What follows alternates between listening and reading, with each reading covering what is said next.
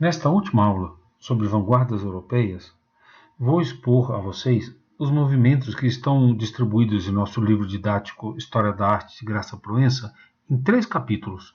Estamos agora no capítulo 20, já falamos sobre uma apresentação geral do contexto das vanguardas, o expressionismo, o fauvismo, o cubismo e Fernand Léger, que é também um artista focado nesse capítulo como se fosse parte do cubismo, apesar de algumas diferenças que eu já citei. Em seguida vem o abstracionismo nesse capítulo e fica então para o capítulo 21 outros movimentos vanguardistas, o futurismo, o dadaísmo, o surrealismo, os artistas da chamada Escola de Paris e ainda então no capítulo 22 as vanguardas russas, os construtivistas russos. Eu organizei nesta aula estes movimentos ainda tentando uma ordem cronológica e vamos então vê-los todos, os que estão contidos no nosso livro, a não ser a Escola de Paris, que são artistas que não vamos ter condições de falar sobre eles nesse momento, mas sobre os movimentos mais gerais e importantes, vamos encarar todos eles. Então, começo com uma obra do dadaísta Raoul Hausmann, alemão, porque já coloca nessa obra qual é o contexto, qual é o sentido que esses artistas estão buscando em pleno período de guerras, pós-guerra, Segunda Guerra Mundial. Então, aquela decepção e aquele horror do artista diante da guerra é o que está sendo traduzido nestas obras. Vamos ver o que o Raoul Hausmann diz sobre esta escultura chamada O Espírito de Nosso Tempo. Esta obra representa a desilusão do artista com o governo alemão. É a caricatura irônica de um cidadão médio que não tem mais capacidades do que aquela que o acaso grudou na parte externa de seu crânio. Seu cérebro permanece vazio. O artista faz uso de um manequim de fabricante de chapéus para representar um cabeça dura, que apenas experimenta o que pode ser medido com as ferramentas mecânicas fixadas em sua cabeça. Com seus olhos vazios, o manequim é um autômato cego de mente estreita. Então, esse é o contexto. Estas obras que muitas vezes nos parecem absurdas, ilógicas e irracionais, estão falando justamente da irracionalidade da guerra, do conflito, da morte e da destruição de uma Europa que até poucos anos antes vivia um momento de grande otimismo e progresso. Vamos em frente. As datas que sempre apresento desses movimentos, tentando manter uma sequência, às vezes são arbitrárias, mas correspondem geralmente ao lançamento de um manifesto ou de alguma exposição, e já coloco aqui do lado obras de Tarsila do Amaral, que estudou em Paris naquela época com Fernand Léger e trouxe então para o modernismo da Semana de 22 elementos mecânicos, simplificação de cores e uma narrativa que acompanha então tudo o que ela vivenciou no contexto artístico europeu.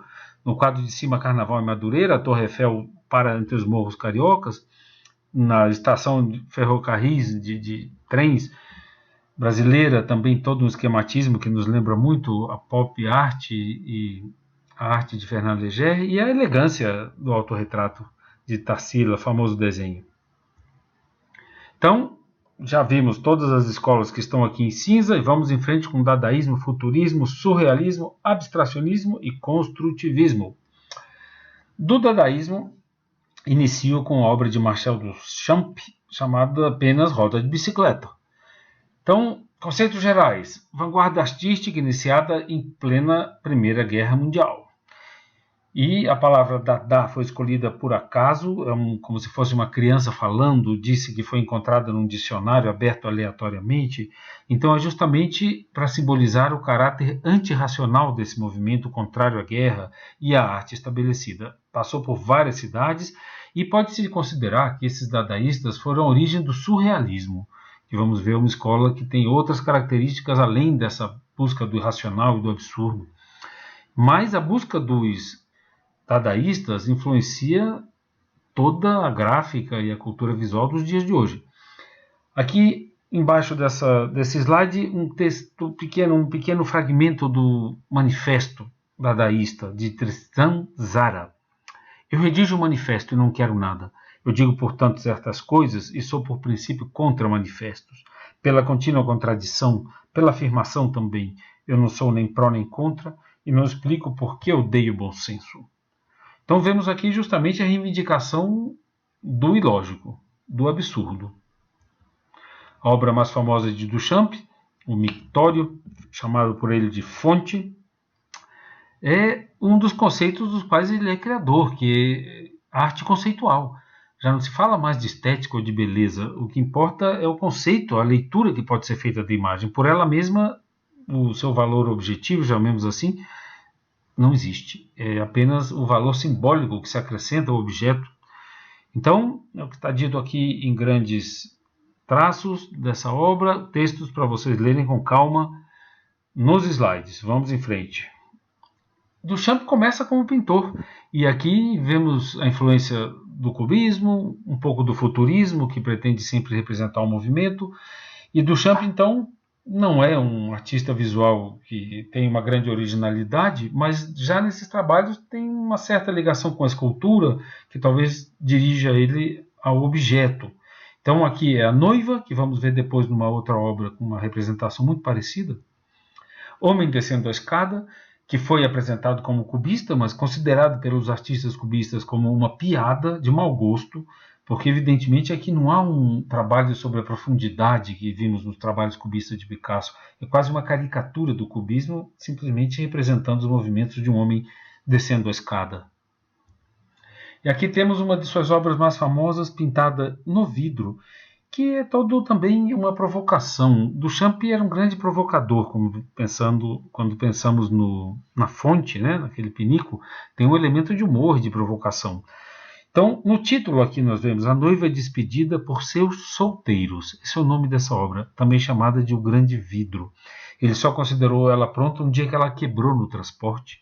Então aqui temos um detalhe e ele então mistura esses elementos de máquina como se fossem partes talvez de uma vida orgânica. É extremamente conceitual. Conceitual também quando coloca bigodes na Mona Lisa e claramente provocador. Pelo nome do quadro também, não do quadro, do objeto, né? É apenas um cartão postal, também é provocador. Tem uma menção, uma expressão francesa desrespeitosa. Então é o caráter de provocador de Marcel Duchamp.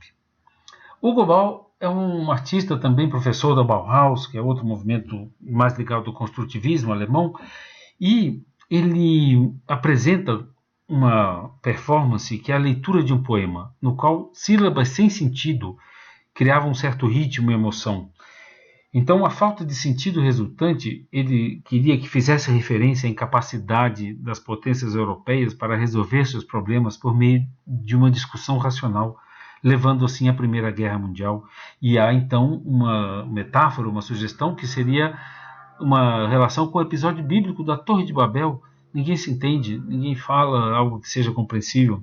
E o traje pretendia distanciá-lo ainda mais de seu público, tornando o discurso ainda mais estranho e exótico. Então, aqui, além de Marcel Duchamp, apenas citando alguns outros artistas, para mostrar que não era somente a fonte de Duchamp, o dadaísmo. Há teatro, há obras que têm um caráter mais simbolista. Então, Francis Picabia, outro artista francês que participou do dadaísmo, e o texto segue para vocês lerem com cuidado.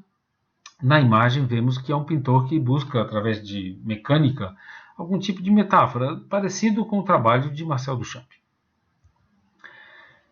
Encerramos então o dadaísmo. O futurismo é um movimento que tem características políticas que até determinaram a sua falência, porque muitos artistas do futurismo que teve sua origem na Itália se associam ao fascismo. Então, o próprio Manifesto Futurista, publicado em 1909, obra de Filippo Marinetti, e aqui temos um retrato. Essa imagem é um retrato de Marinetti feito por um outro artista do futurismo. Então, essas características ligadas ao fascismo, essa violência, esse autoritarismo, já estão representados nesse retrato. Mas quero ler apenas alguns dos itens desse manifesto para que a gente perceba que se trata essa ideologia que esses futuristas estão promulgando. Queremos glorificar a guerra, o militarismo, o patriotismo, o gesto destruidor dos libertários, as belas ideias pelas quais se morre e o desprezo pela mulher.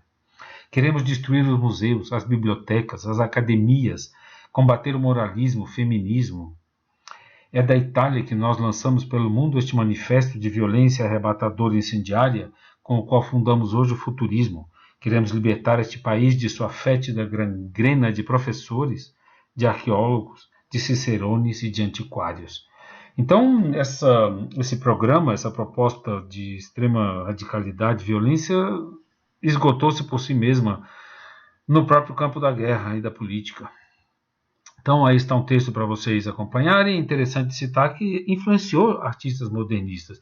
E há artistas interessantes dentro do contexto do futurismo. Não era apenas esse aspecto político. Há questões estéticas ligadas ao movimento, que vamos ver em algumas imagens, que foram férteis e encontraram eco, inclusive, no Brasil, como já vimos em trabalhos de Malfatti e Tarsila. Então, de Umberto Boccioni é um dos mais belos trabalhos, talvez, do futurismo, o despertar da cidade, ainda com cavalos, principal força motriz, não se vê em máquinas, mas é um belo exemplo dessa proposta de representar o dinamismo da modernidade, seu movimento, sua vitalidade. Assim como o de Umberto Boccioni, famosíssimo, Formas Únicas de Continuidade no Espaço. Esse trabalho está em Londres, na Tate Modern, e é um exemplo, apesar do certo militarismo implícito na cabeça, que talvez sugere um capacete, e nas formas mecânicas, como se fosse uma armadura, é um exemplo dessa beleza do movimento que os futuristas buscavam exprimir. Gino Severini, Homenagem à Guerra, Trem Armado em Ação. Aqui dessa obra, apesar de podermos admirar sua transparência e a beleza das cores, a suavidade do tratamento, pelo próprio tema ela se transforma numa espécie de caricatura e deixa de ser um trabalho propriamente pictórico. Vemos esses soldados representados de forma esquemática, no canhão não deixa de ser um elogio à agressividade do aparato militar. Então esses aspectos muito narrativos fazem a obra perder qualidade estética e se transforma apenas em descrição. É uma ilustração, é a ideia de um apoio à guerra, é quase um cartaz. Nesse sentido, como já dissemos, a arte perde muito de sua própria natureza quando está a serviço de algo que não é o sentido, o sentir, os aspectos mais profundos do talento artístico. Giacomo Balla, isso é uma pintura escultórica usando plásticos e metal. Como já disse, há aspectos do futurismo que se sustentam esteticamente e estamos falando desses trabalhos também não apenas em função de sua posição na história, mas também de sua qualidade estética. Estamos então entrando no surrealismo, a meu ver, um dos movimentos que produziu obras mais ricas e esteticamente, visualmente falando, maravilhosas. Já mostramos o trabalho de Max Ernst, autor deste O Olho do Silêncio, 1943, usado aqui apenas para entrarmos no assunto surrealismo. Um de seus objetivos era renovar a arte que, segundo o movimento, estava sendo destruída pelo racionalismo. Desenvolveram técnicas de pintura e escrita automática que permitiriam a expressão do inconsciente. Todos esses grupos estão buscando uma resposta ao absurdo da guerra. É um pouco esse ponto em comum que une essas diferentes propostas, e todas elas manifestam algum tipo de busca além ou contra o racional, porque na destruição da guerra não se encontra racionalidade alguma. Então, grupos vão responder, no caso dos dadaístas, com humor, com provocação, no caso dos surrealistas, com uma busca do sentido do sonho, que envolve muitas vezes o desejo, e a poesia e a metáfora, ou os abstracionistas, que vamos ver em seguida, e buscam então uma linguagem universal, que não dependa de literatura e que por si mesma seja compreensível e apreciada por conta de sua abstração. Então é disso que estamos falando. Cada um desses grupos, desses movimentos, está respondendo a essa crise manifestada nas guerras. Começamos então pelo Max Ernst, um trabalho feito aos seus 19 anos. E apesar de aqui não termos ainda os elementos do surrealismo, podemos ver nessas sombras azuis, nessas texturas, na liberdade de uso das cores, na intensidade do olhar, já há características que o artista vai revelar quando estiver trabalhando com mais profundidade, mais experiência. Aqui lembra o trabalho dos dadaístas. Esses movimentos têm muitos pontos em contato. Já dissemos que o dadaísmo, em certo sentido, é o precursor do surrealismo. Então, começo de sua carreira, características mais dadaístas do que surrealistas. Vão utilizar técnicas para trazer à tona essa atividade automática do inconsciente. Uma delas é o frottage. O Max Ernst é mestre em utilizar esse tipo de decalque para depois produzir imagens a partir dessas manchas que não teriam, em princípio, uma lógica. Então, os surrealistas vão usar essas ferramentas de escrita automática, de registro de superfícies e texturas, para deixar que o inconsciente projete nessas manchas seus próprios conteúdos. Leonardo da Vinci já dizia: observe as manchas de mofo, observe as nuvens, porque muitas imagens surgem dessas manchas aleatórias. Então, esse processo de deixar o olhar traduzir a mancha em alguma forma reconhecível está exemplificado aqui nesse frottage de Max Ernst. E nesse trabalho de pintura, onde com certeza ele produziu, através de texturas decalcadas, de certo modo, com cordas ou superfícies irregulares, e depois trabalha então o fundo definindo a forma dessas figuras misteriosas, meio animais, meio vegetais. Então, estamos em pleno surrealismo, em imagens de sonho, talvez de pesadelo. Max Ernst vai utilizar também a colagem para produzir esses efeitos mecânicos de mistura de elementos que aparentemente não têm nenhuma relação entre si. Então, são novamente sonhos ou pesadelos. É um álbum que ele faz com dezenas de colagens feitas a partir de gravuras de uma enciclopédia que ele encontra num castelo onde fica preso uma semana por conta do clima e condições que não permitiam ele sair. Então se chama essa série Uma Semana de Bondade. Extremamente bizarras, a obra de Max Ernst é muito criativa. Aí temos então o Anjo da Lareira. É uma expressão desse desejo inconsciente, da alegria, da bestialidade, da fertilidade desse mundo inconsciente. Sempre pintura de alta qualidade, como Europa depois da chuva, a qual já mostramos numa apresentação desse tema Vanguardas, aqui com um detalhe, apenas para apreciarmos então como ele transforma essas texturas, essas técnicas de frotagem, de decalque, em diferentes elementos como torres, construções, personagens. E também se desenvolve no sentido mais próximo à abstração, extremamente sofisticado nas cores, nas formas, na elegância do desenho, ainda ligado à paisagem. Temos um sol, certas montanhas no horizonte, talvez um olho de um animal abstrato no primeiro plano.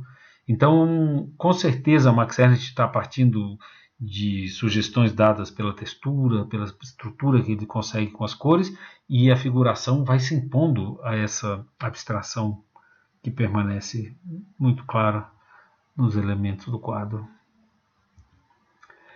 Vamos para Salvador Dalí, que é uma figura que merece, assim como Picasso, uma aula inteira apenas sobre ele.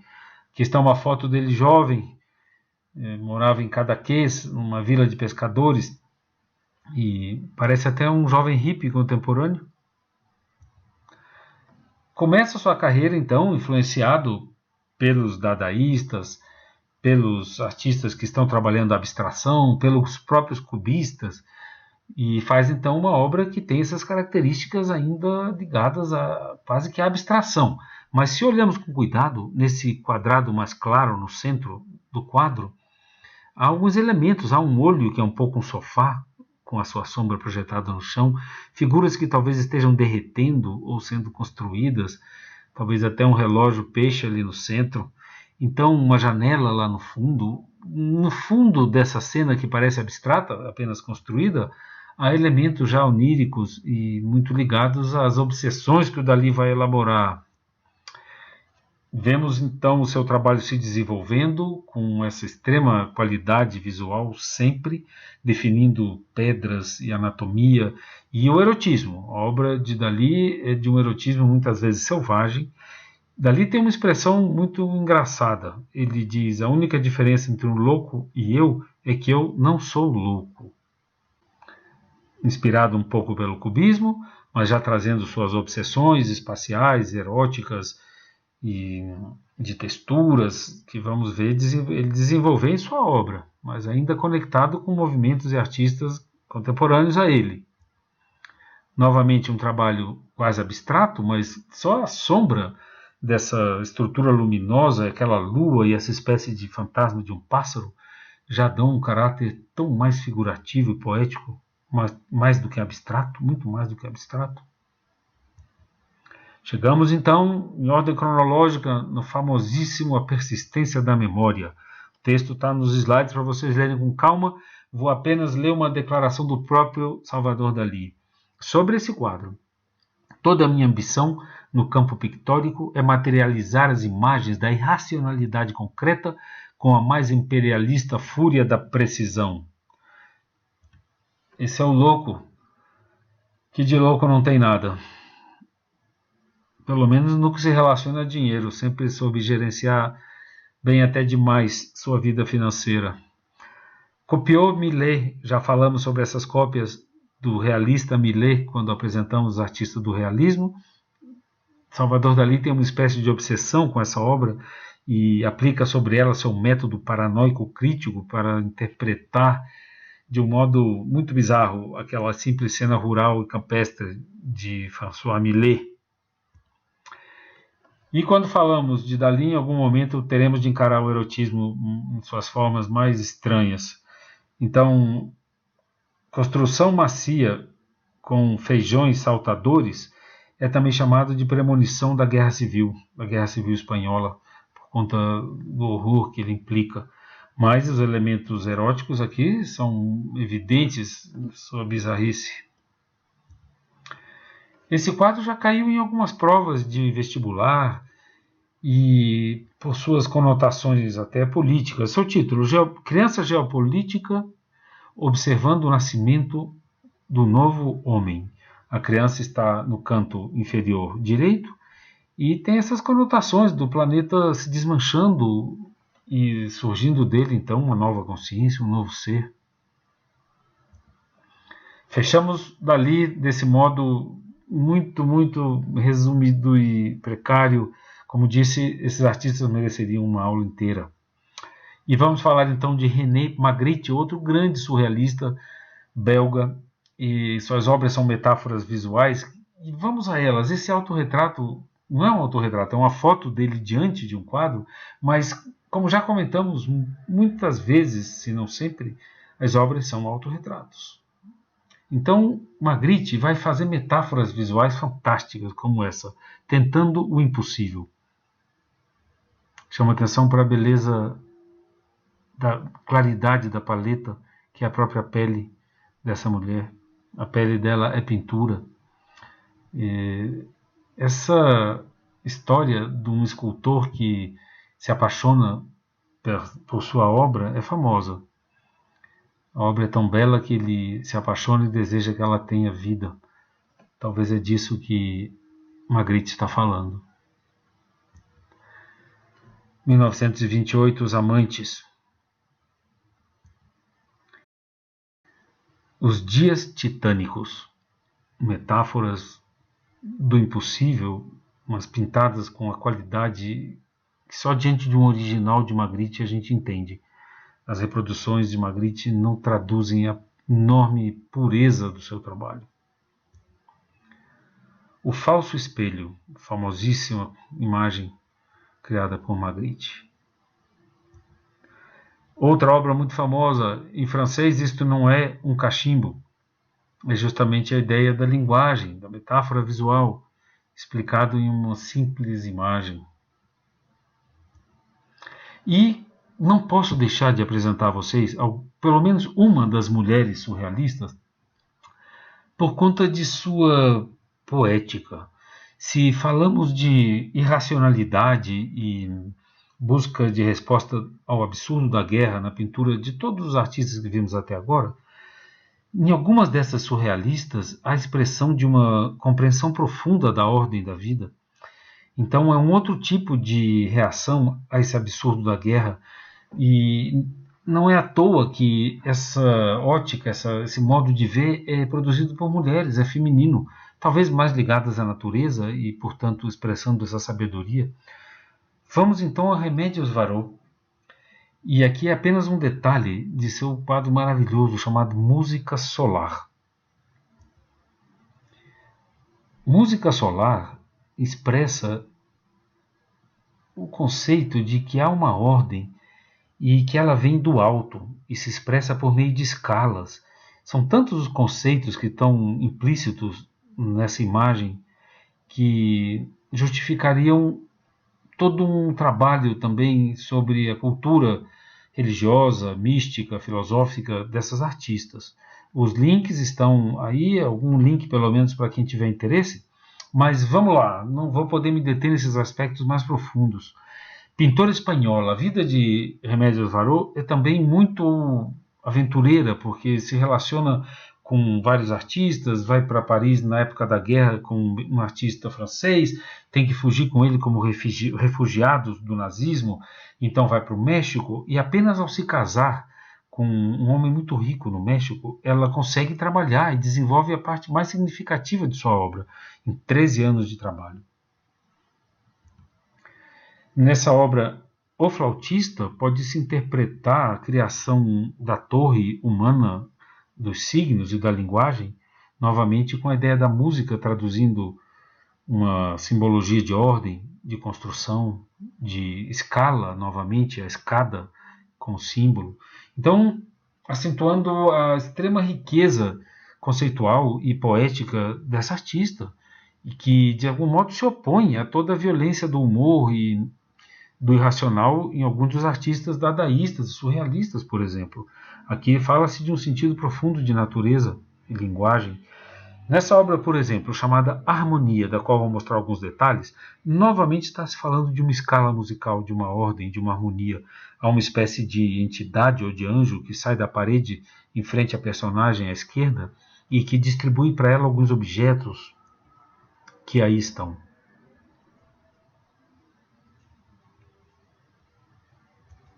Outro detalhe do quadro, onde uma ave faz um ninho numa cadeira, é a própria natureza se incorporando ao mundo e chama atenção para a delicadeza do trabalho pictórico, aquela névoa que sai da porta.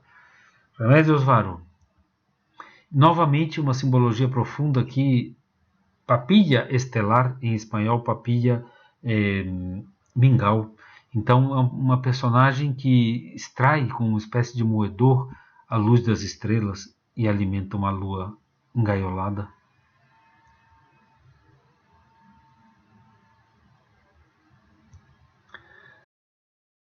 Mais um quadro de Remedios Varó, explorando as fontes do rio Orinoco. É uma simbologia mística, mágica e poética, muito feminina e bela.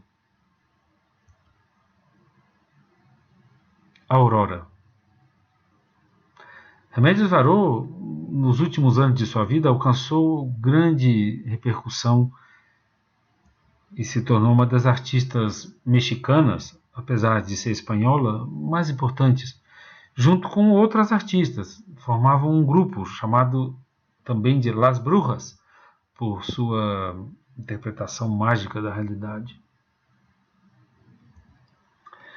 Deixamos então o surrealismo para trás e vamos para o abstracionismo, uma forma de arte, especialmente nas artes visuais, que não representa objetos próprios de nossa realidade concreta. O texto nos slides para os senhores lerem. O nosso livro mesmo vai separar o abstracionismo em abstracionismo informal ou lírico, abstracionismo geométrico, e dedica todo um capítulo ao construtivismo russo, capítulo 23 do nosso livro. Eu estou agrupando, e vamos em frente então, nesses três grandes momentos.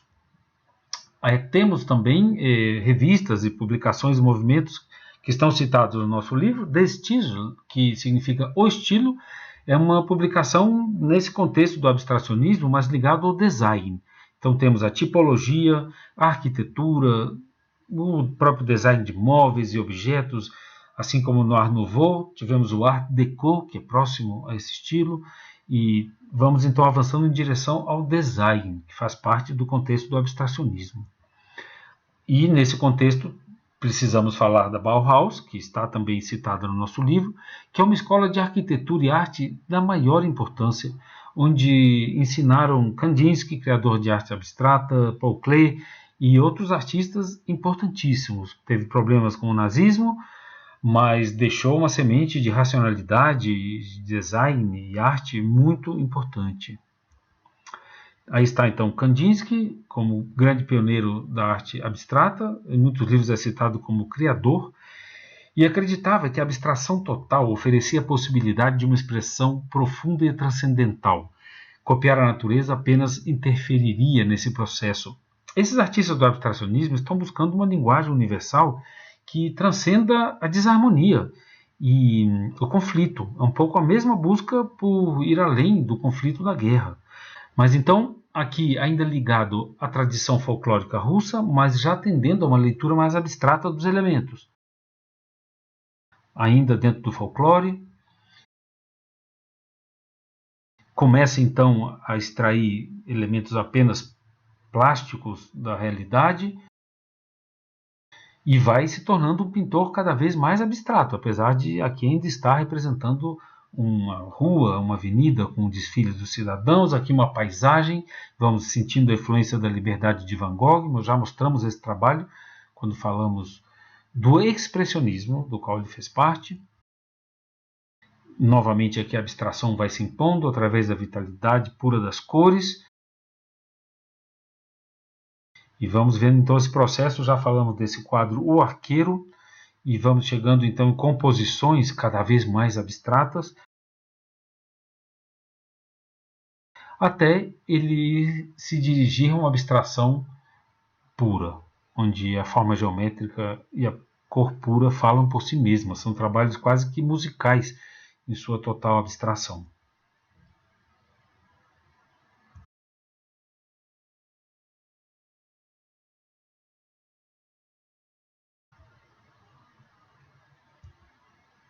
Aqui então estamos falando do abstracionismo geométrico, puro já em sua matemática, em sua geometria. Mondrian é o mais típico do abstracionismo geométrico, talvez sua obra mais famosa, está em Nova York, Broadway Boogie Woogie, e é a mesma busca por uma linguagem que seja universal, que traduza sentimentos e senso de harmonia e de ordem, além de qualquer definição necessariamente literária, racional, lógica. Essa é a busca por universalidade desses abstracionistas. Começa religioso, não é à toa, esses artistas têm um grande interesse pela teosofia, tanto ele quanto Kandinsky, que é todo um modo justamente de buscar a unidade entre as diferentes religiões do mundo. Então, essa busca pela ordem matemática, pela simplificação, faz parte dessa busca por uma linguagem universal. Evolução de misticismo evidente. E a famosa série das árvores, onde a abstração vai se tornando cada vez mais presente, até se termos apenas os elementos traduzidos em sua estrutura mais simplificada. Não sei, em aula eu gosto de perguntar para os alunos, vocês gostam disso? Tem uma beleza em sua ordem abstrata. E essa é a sua fase final, então, pela qual ele é mais conhecido, são obras icônicas que fazem parte da cultura moderna visual, que está presente em objetos de decoração, roupas, tipografia, livros, nossa vida cotidiana. Chegamos então no construtivismo russo, que, como já disse, é um capítulo no nosso livro, onde se fala inclusive do realismo socialista, que ficou completamente para trás na história da arte. Os construtivistas russos, no primeiro momento da Revolução, assim como muitos linguistas e filósofos e outros artistas, tiveram um pequeno momento de liberdade, mas com a chegada de Stalin ao poder, foram massacrados e perderam os seus empregos, foram perseguidos, os que conseguiram fugir da Rússia foram embora e muitos morrem em desgraça mesmo na própria Rússia. Então, esse momento de extrema liberdade, logo no início da Revolução, permitiu a esses artistas desenvolver as pesquisas sobre a linguagem no seu ponto mais extremo, mais radical. Já falamos sobre isso desde o começo do ano. Por que alguém pinta um quadrado preto, um quadrado branco? É o nome desse quadro, Black Square. Porque ele está falando dos elementos mais básicos da linguagem. Como eu digo em sala de aula, alguém tinha que fazer isso. E por mais que hoje em dia não faça mais sentido alguém repetir esse processo, essa mecânica, naquele momento isso era o que havia de mais moderno sendo feito na arte visual do planeta. Então tem um valor histórico e estético, porque a sua pureza corresponde também a uma pureza de busca estética muito intensa. Suas ideias sobre forma e significado na arte acabariam por constituir os fundamentos teóricos da arte abstrata, ou não objetiva. Começa como um artista figurativo, dentro do contexto de valorização do trabalho, ligado à ideologia talvez do próprio comunismo, mas já em busca de uma linguagem própria através de simplificação e de riqueza de elementos gráficos.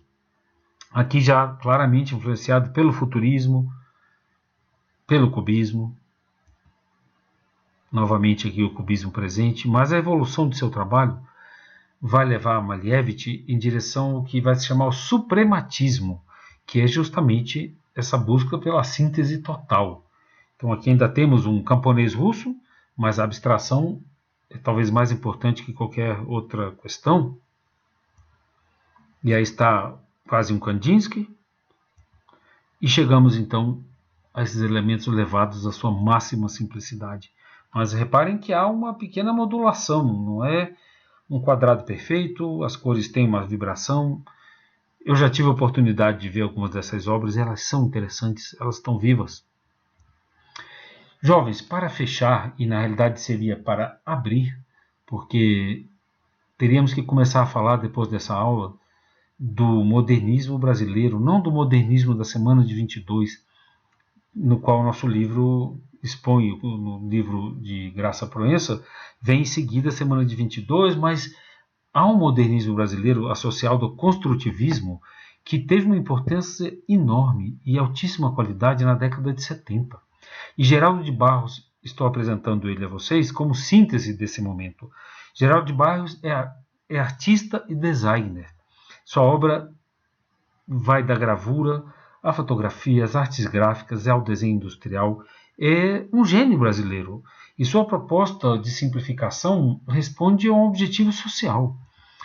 Quando ele trabalha com módulos que a pessoa pode levar para casa, se comprar e montar como desejar na sua parede, tem todo um conceito de modernidade dentro da transformação em objetos do cotidiano, mas mantendo a qualidade estética. Geraldo de Barros levou esse construtivismo a um estado de espírito mais brasileiro, talvez por conta da ideia do jogo, da vivacidade das cores, da falsa geometria ou do próprio movimento implícito, a características muito próprias, muito nacionais. Então, coloco aqui alguns links, porque Geraldo de Barros tem trabalhos de altíssima qualidade como móveis, além de pinturas e objetos, fotografia e colagem. Aqui temos um autorretrato, foi um grande fotógrafo. Aqui alguns exemplos de fotografia, desenho, elaboração de marcas e trabalhos geométricos. E exemplos na internet de seus móveis, onde a racionalidade, da qual já criticamos aspectos de frieza e impessoalidade, por exemplo, no projeto de Brasília, onde a arquitetura é totalmente isenta de ornamento, mas Geraldo de Barros, através da qualidade da sua modulação, da sua racionalidade, aproveitando os materiais e criando o estilo que corresponde aos nossos anos 50, inclusive os pés famosos pé palito, muito ligado a Brasília também, mas através da cor, da textura, transformando esses móveis em uma harmonia estética extremamente humana, de alta qualidade. Então, fecho essa aula, que deveria ser, na realidade, um começo, onde deveríamos voltar, então, depois de ver as vanguardas na Europa, até o construtivismo, e então termos todo um trabalho ainda sobre o modernismo brasileiro. A semana de 22, e o modernismo do design e da gravura dos anos 50 e 70. Ficamos por aqui.